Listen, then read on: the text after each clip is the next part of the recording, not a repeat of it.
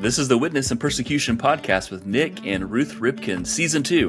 And on today's episode, we're going to be looking at what it looks like to educate your children overseas workers in a cross-cultural context. What does it mean to raise your kids, to educate them? What does that look like? I'm your host, Anthony Ball. We're so glad that you're here today. We want to make sure that you will like and subscribe to Witness and Persecution on whatever platform you get your podcasts. And then we'd love for you to leave a review. That helps us get the word out about Witness and Persecution. It is always a good time to have Ruth in the studio as we do today. And Ruth, we're up to 122 different countries. We want to welcome listeners from Latvia, our most recent country where we have listeners. Ruth, we posted a couple weeks ago that I know a lot of our listeners have been praying for Nick as he had knee replacement surgery. And you guys are about to get up and go tomorrow to do a week-long missions workshop. So I think a lot of our listeners want to know, how is Nick? And then which has been the bigger pain, Nick or the knee replacement? Well, Nick is a good patient and he's obedient. So that is very helpful. He pushes himself probably too much, but in that he's done well. And we're just going to depend on people's prayers as we get in a car tomorrow and drive 6 hours and spend the week with a great church. And we'll just see what God does. That's amazing. I am so impressed with him and with you. I mean, he has the hard work of recovery and you have the hard work of being the caretaker. And so I know our listeners are going to look at that and I think they're reminded. You guys talk a lot about how you spend your time together. You do your ministry together. You do overseas work together, and you take care of each other together. And so it's just a great example that you guys have. Well, he is the better nurse. I am not a good nurse. So when I get to the point where he can get up and move around, I kind of slide back into being a little bit less interactive with the healing part of it. And he just has to do it on his own. I don't blame you. Well, Ruth, let's jump into it because this is a topic that is perfect timing that we're talking about this one, because a lot of people have started school just these last couple of weeks, both in the United States and other parts of the world. It's a pretty common time frame to start school back for most students.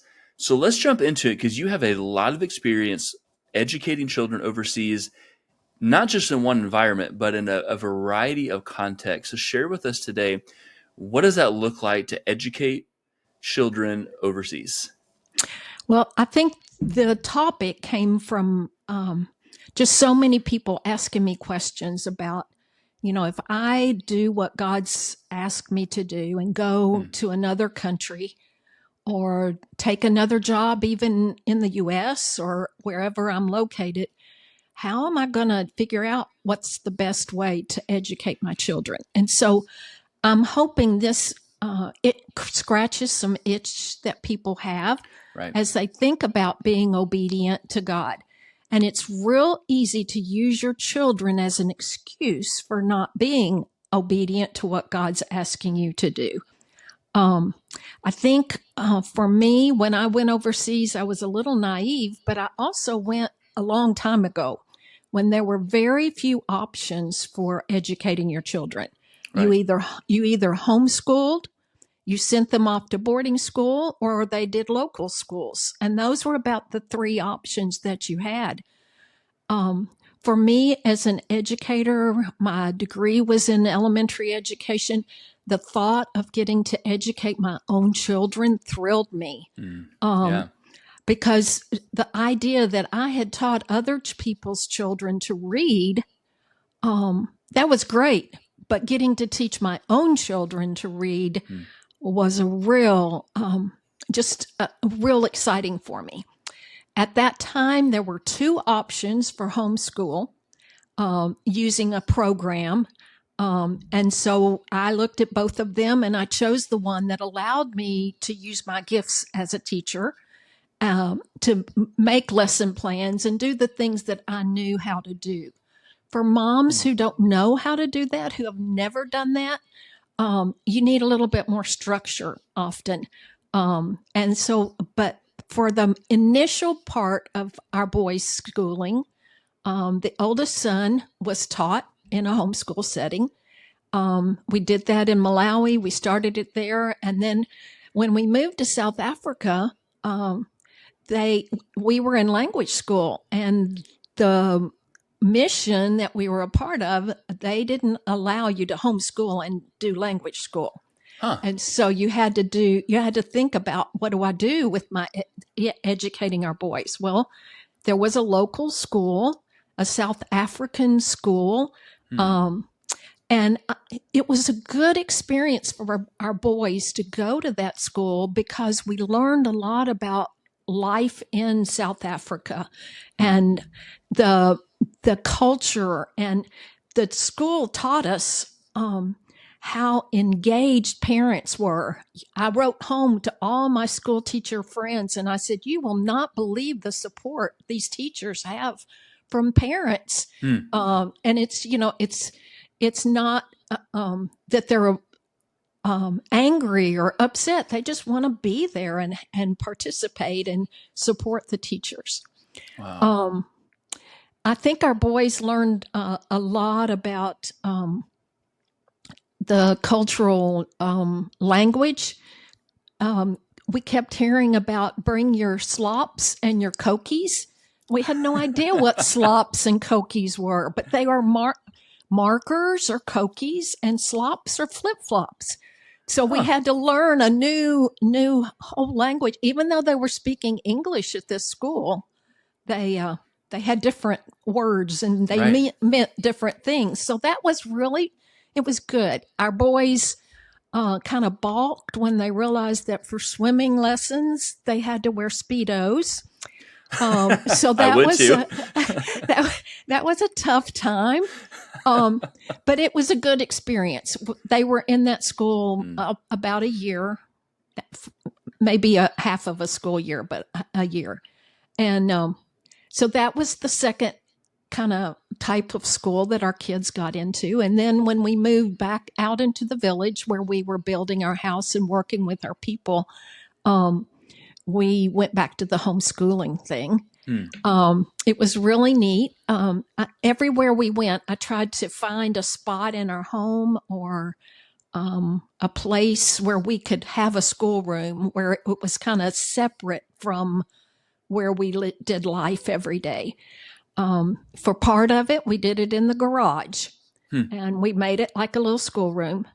Then when we moved way out into the village, we had the village men who built the round rondavel houses come and build us one on our property. And so we had our own schoolroom, and they put the grass roof on it. We went out and bought the grass, and then the men came and wove it together on the roof. It was a real learning experience. And the idea that the boys would have a place to go to school was really good, because we'd get up, we'd have breakfast, move out from the house, because we lived in the village. So everybody came and knocked on the gate. They did all kinds of, they needed us for things. And so I had to learn how to manage my interruptions. And so I think that's something that mothers who are homeschooling have to deal with. And so as you choose how to educate your children, you need to put into place limits to how many interruptions you'll have and those kinds of things. I'm going to stop here because I want to mention, what are the advantages of doing homeschooling in another culture, in your own culture even? The advantage is you can be very flexible with your schedule. Right. And with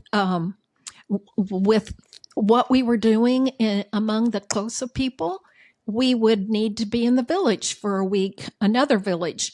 And so we could pack up the school books and we could go to the village and do school in the morning. And then in the afternoon, the boys could play with the children. We could visit in the homes.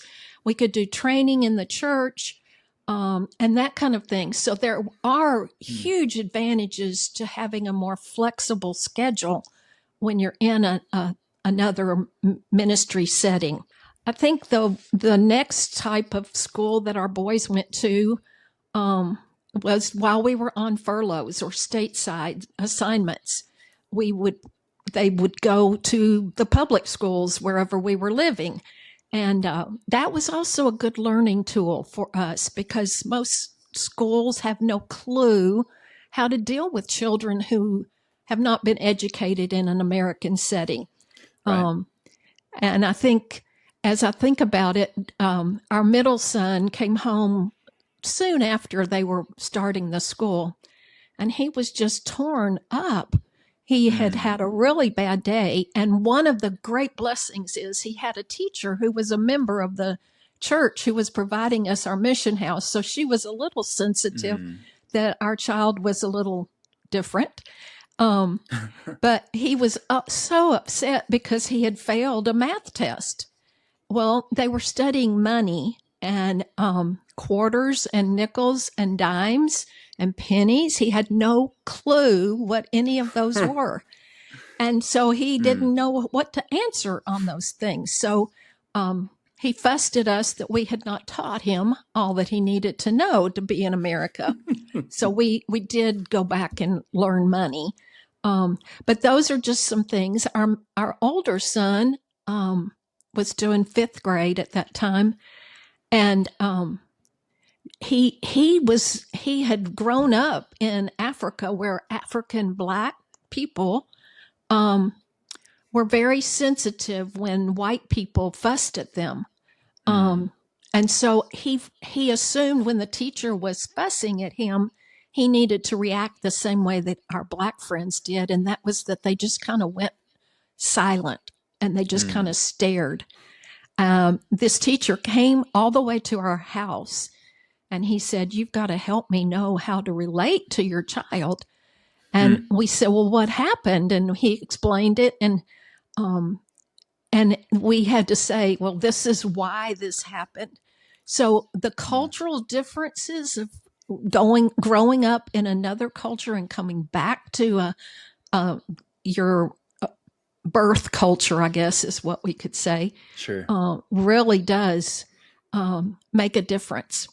So they did public school 2 times during those years. So there's the fourth type of education that they dealt Wow. with. While we lived in the village, our youngest was a preschooler. And so we thought, well, how fun it would be for him to go to the preschool, the local preschool.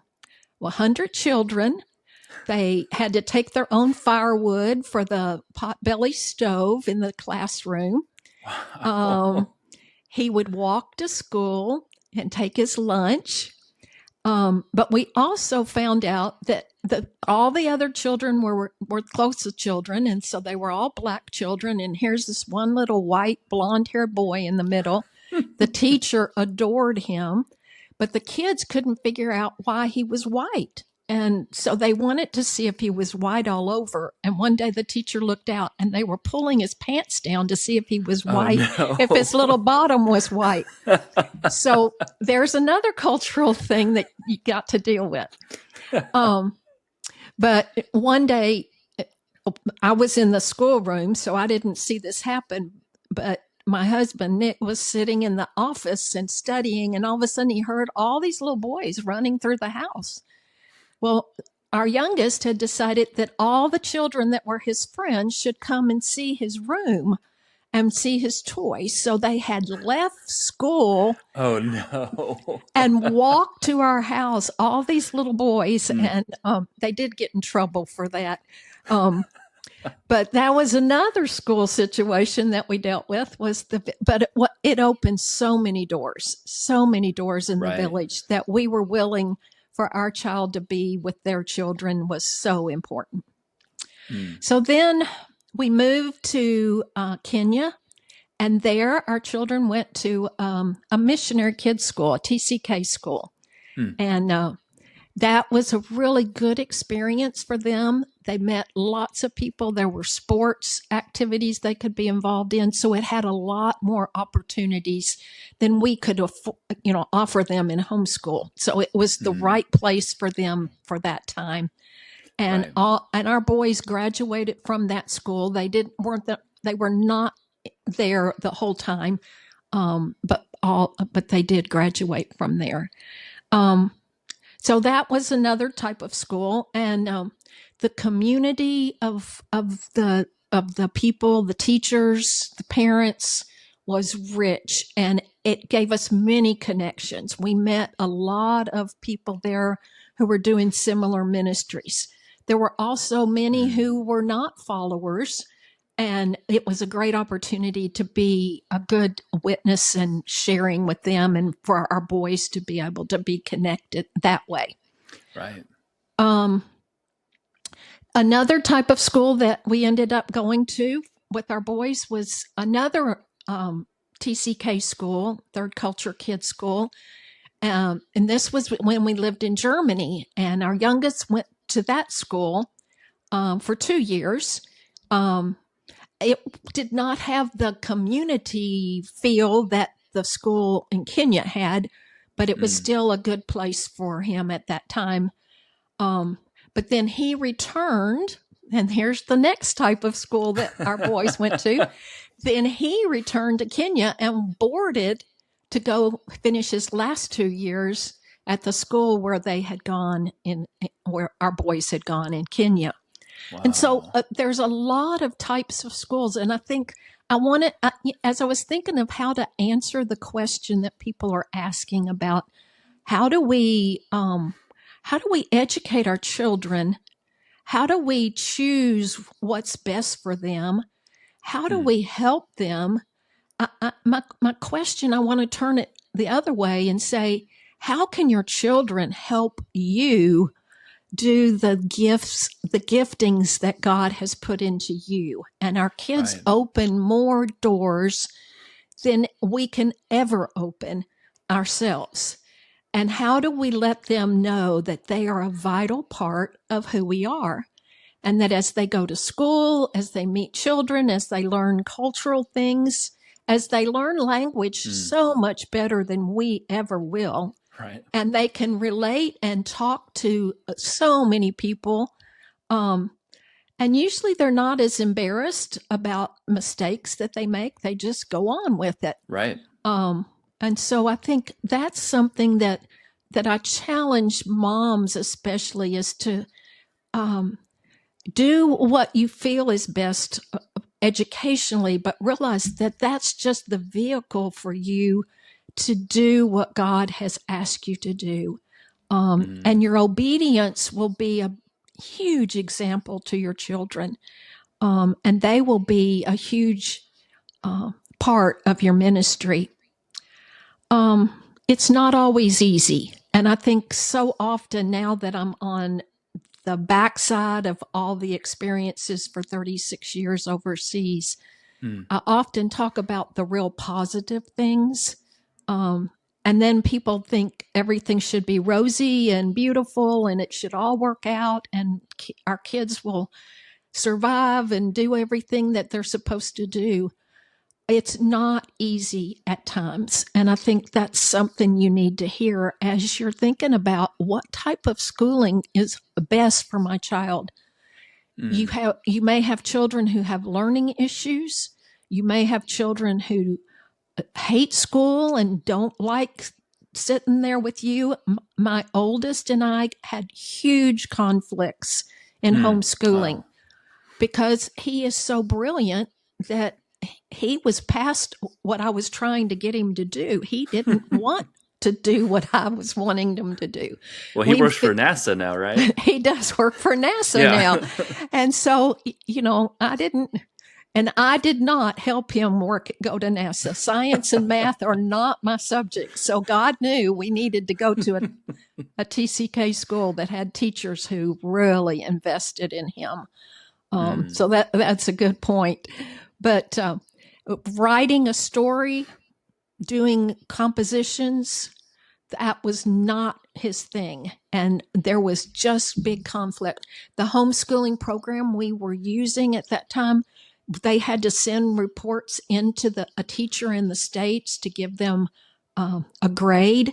And so Mm. it was really vital that he did all the work that had to go in. And so there were days that we did have to go to the principal and say, Daddy principal, we need some help here. Um, but it isn't always easy. But I think one of the Mm. blessings that moms and dads have right now is there is help. There are many Right. organizations and groups who their whole their whole ministry is to serve people on the field or wherever they are and help them with their children's education. There Mm. are people in your churches that you come from who are educators who can help you. There are groups that do testing for you, and there are lots of ways that you can be helped.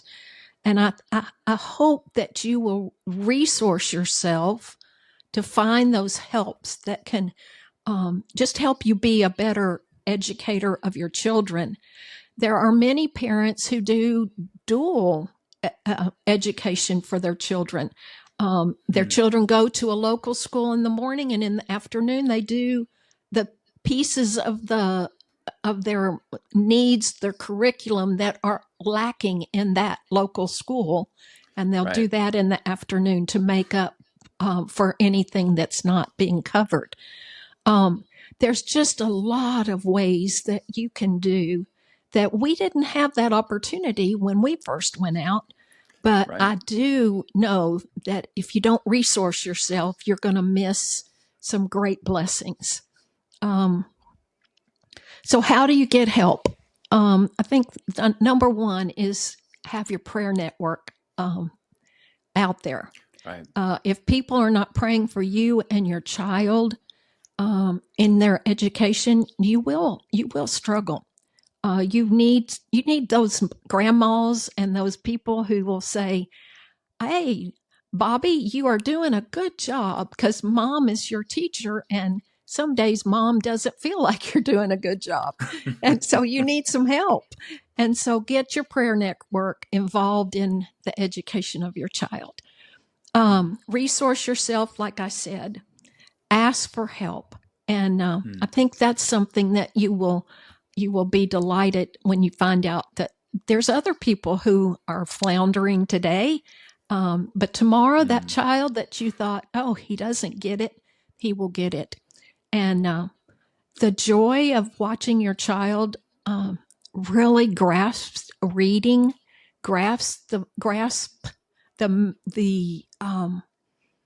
the material in math and science and all those Right. things. What a blessing it is that you get to raise a child in another culture and Mm. in another place. We joke that our boys think nothing of getting on an airplane and flying halfway around the world. They've done that their whole life, and they don't, Absolutely. and it doesn't bother them. Um, there's some things that your children will experience by you being obedient to go, um, that they would never get to experience if you didn't go. And Wow. so know that God loves your child. He wants them to do well, and he wants them to love him. And those are the priorities of getting to educate your child in another culture. Wow. I love that. Now, Ruth, I want to ask a particular question because this question has come up before. I know as a ministry we've been asked before. I'm sure that you as a mom have been asked before. But because of our audience, our global audience, especially here in the United States, I would hazard a guess that there are many who are listening to this podcast, and a significant obstacle to them following in obedience to go overseas is what will they do with their children? Maybe there's opportunities to go to a difficult place, a hostile place, and they have not said yes because they don't know what to do with their kids. Maybe it's a difficult place. They don't know how to educate their kids. They don't know where to start. And maybe that's a significant obstacle for them saying yes to moving overseas. What would you say to encourage moms, parents, families in that way where in particular, how do they educate their kids in a difficult environment? That may be a significant stumbling block to them saying yes to going overseas. How would you encourage them? What would you say to them? I think the main thing I would say is you don't know until you try. Right. And if you don't go, you don't have the opportunity to know the blessings that God will bestow on you and your family. Right. So I think that would be, take the step, go and go on a short-term trip, take your child on a short-term trip, see what the child does. And I promise you, your child will surprise you. If you give them the opportunity, your children will open doors, as I said earlier, and give you opportunities to invest in the people that you're there to serve. I think the education is an issue, but I think with the situations that we have now, you have opportunities galore to educate your child. There, talk to the people on the field that you might be interested in going to serve with. Find out, how are they educating their children. Um, I'm overwhelmed at all the ways that moms are resourcing themselves to deal with the education of their children. Yes, it is long hours and it's hard work. But God, those moms that live in that village or that city, they're having to figure out how to educate their children. So if they are having to do it and you're having to do it, what a common denominator you have to Absolutely. minister together. Yeah. And so try it. Just step out and say, all right, I'm going to walk this route. If God's tugging on your heart and pulling you into this, see what he does. And when he says stop, then stop. But until he says stop, keep going. I love that. I love that. Ruth, thank you for not only the wisdom, but the experience and the insight that you have that a lot of people don't have over 36 years of living overseas and educating your boys and raising them up in multiple cultures and multiple parts of the world. An incredible testimony that we get to share today. And so to our listeners, I wanted to let you know that if you have more specific questions for Ruth, you can email our ministry at question@nickripken.com. That's question@nickripken.com. And in the subject line, just write "for Ruth." And then we'll get that right to Ruth and she can answer those questions that you have. Maybe you are thinking about going to the field. You have some more specific questions she didn't answer today. Especially for those who are listening today and you are overseas. You're currently in this environment, in this context where you're raising your kids, you're educating them in a cross-cultural environment. Send us those questions. I know Ruth and Nick, by extension, would love to answer those questions you have, especially if you are thinking about going to the field or you're on the field currently. We want to know, especially if you might have some questions about what are some of those resources that Ruth has used or some resources that we know that we can plug you into or connect you with. Send us an email, question@nickripken.com, and we would love to get you the help and the support that you need, maybe from some of the questions that might be born from this podcast even today. So we want to thank you for being with us. We pray if you are overseas educating your child, your family, we're praying for you, and we are praying that you find the joy in that today. We're praying that you find the fulfillment and the purpose that God has called you to in that particular place.